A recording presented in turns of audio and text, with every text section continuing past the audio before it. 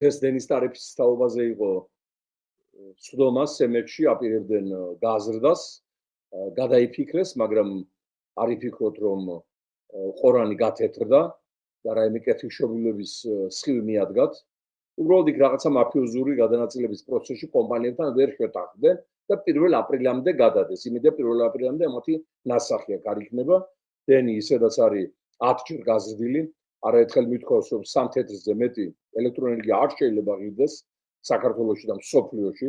ეს არის სრული ციკლის ფასი, გამომუშავება, გადაცემა, განაწილება, აქ მიდის სრული ყაჩაღობა, მილიარდების კეთება. ეს დაიწყო შევარდნაძის დროიდან.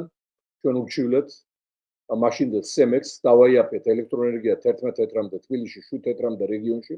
3 წელი ასე მიდიოდა, გადახდა 3 მილიარდი ვაჩუქეთ ხალხს.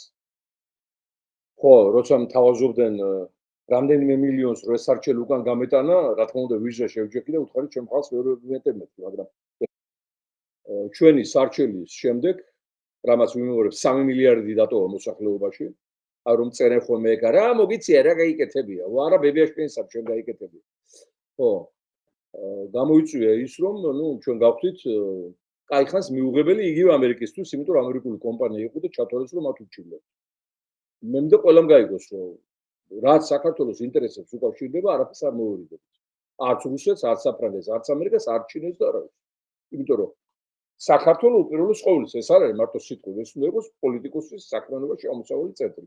დავინახეთ რომ ეს კომპანია აძვირებდა, რა თქმა უნდა უჩივლდა, რა თქმა უნდა ჩვენსაც მივახციეთ. შემდგომში ამას ვეღარ მივახციეთ, რადგან სააკაშვილი ივანიშვილის ერთობლივმა რეჟიმმა ამას პირდაპირ ვიტყვით, პირველ რიგში დაარტყა აი ამ გადაწყვეტილებას და როგორც კი ვარდების რევოლუცია მოხდა, ეგრევე დააძვირეს ელექტროენერგია, ხოლო ES-ი მიყიდეს რუსულ კომპანიას. ეხლა აქ ივანიშვილის ხელი არ ურევია თქვენ დაიჯერეთ, ხო? ამ დროს იმ საკონსტიტუციო სასამართლოს გადაწყვეტილებით, რომელიც კანონზე მაღლა დგას იერარქიულ სტრუქტურაში, აკრძალულია დენის ტარიფის გაძვირება 11-ზე ზევით. 11 თეთრზე ზევით. ხოლო ვინც ამას დაარღვევს, სისხლის სამართლის კოდექსში გათვალისწინებულია ციხე. ანუ მე ვპირდები ამ ხელისუფლების და წინა რეჟიმის წარმომადგენლებს.